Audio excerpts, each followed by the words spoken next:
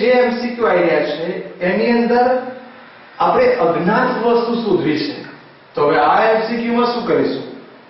તો સૌથી પહેલા આપણને એક સૂત્ર આપ્યું છે.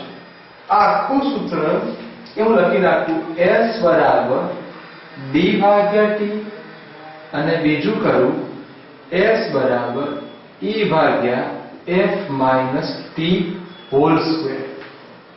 હું એક સલાહ બધાને આપી દઉં કે જ્યારે પ્લસ કે માઈનસ આવે, ફરી બોલું છું, કોઈ સમીકરણ હોય અને બે ભૌતિક રાશિઓ વચ્ચે પ્લસ કે માઈનસ આવે તો બંનેના પારિમાણિક સૂત્રો સરખા જ હોય.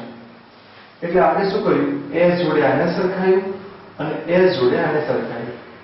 પણ જો તમે હોશિયાર હો ને તો તમને હજી એક સરખું દેખાય છે.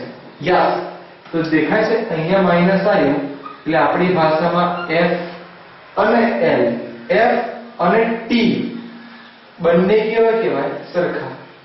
તો હું આની અંદર આવું વિચારી ચાલું કે જો પારિમાણિક સૂત્ર જોઈતું હોય તો f નું પારિમાણિક સૂત્ર t નું કહેવાય m0l0t1. તો હવે આ સરખાયા પછીની વાત પૂછ્યું શું છે? e અને f. ચલો e અને f વિશે જ વિચારવું છે. તો જોજો s m9 ઉપર e m9. ડન. આની જગ્યાએ f લખો કે t, મીનિંગ સરખો જ છે. તો આપણે e t લખી દઈએ, એનો સ્ક્વેર. ચલો બેટા આને ઉપર લઈ જાઓ તો s t સ્ક્વેર બરાબર e લખાય. તો આની પરથી આપણને e નું પારિમાણિક સૂત્ર મળી ગયું કે e નું પારિમાણિક સૂત્ર d એટલે અંતર, તો m0l1t0. ચલો t, તો t એટલે સમય, ડાયરેક્ટ લખી દો હવે t1 એનો સ્ક્વેર, તો l1t સ્ક્વેર. હું મારી વાતમાં બોલું તો મારી પાસે e પણ આવી ગયો અને f પણ આવી ગયો. બસ ભાગાકાર કરવો છે તો e ભાગ્યા f.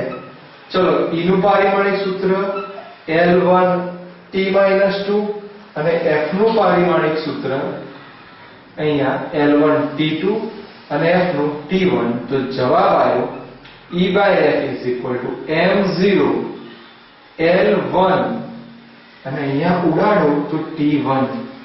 ધેટ મીન્સ તમારો આન્સર આવ્યો l * t. હવે ચેક કરો આમાં કોઈ જગ્યાએ છે? યસ, તો option B is the right answer. તો આ થયો આન્સર. તો આપણે એક મેથડની સાથે ગયા કે કઈ રીતે આન્સર લવાય. ક્લિયર છે? આવું નથી કઈ કરતું. Fast trick. તો જો ફાસ્ટ ટ્રીક આની ઉપરથી s બરાબર e/f² લખાય. કેમ? અગેન વાક્ય પ્લસ કે માઈનસ હોય તો બંને સરખા, તો f લખો કે t, મીનિંગ સરખો છે. તો આપણે f² લખીએ એટલે f * f. ચલો મારે અહીંથી f નથી જોઈતો એટલે હું f નો ઉપર લઈ જાઉં તો અહીંયા શું s * f. પારિમાણિક સૂત્ર શું આવડે છે? હા, s એટલે અંતર, અંતરનું થાય l. f કો કે t કો સમય. તો જો તમે હોશિયાર વિદ્યાર્થી તરીકે વર્તા હો તો તમને આ એમસીક્યુ માત્ર આટલા સ્ટેપમાં આવડી ગયું. તો આ હતી ટેકનિક. હા, આવી ટેકનિક બનાવવાનો થોડો સમય લાગે. કેમ કે પહેલી વાર સોલ્વ કરતા હોય તમે એક પ્રોસેસ દ્વારા જાઓ અને પછી તમને ખબર પડી જેમ કે બહુ બધા એમસીક્યુ સોલ્વ કરી કાઢો અત્યારે, તો જ્યારે તમે એક્ઝામ આપવા જાઓ ત્યારે તમારું માઇન્ડ એટલું શાર્પ થઈ ગયું હોય કે તમે ડાયરેક્ટ આવી શોર્ટ ટ્રીકથી આન્સર લાવી શકો. તો આટલા સ્ટેપ બચી ગયા અને જેટલો સમય બચાવો એટલું તમને જીવન કામયાબી મળે. તો આ છે એમસીક્યુ નંબર 2.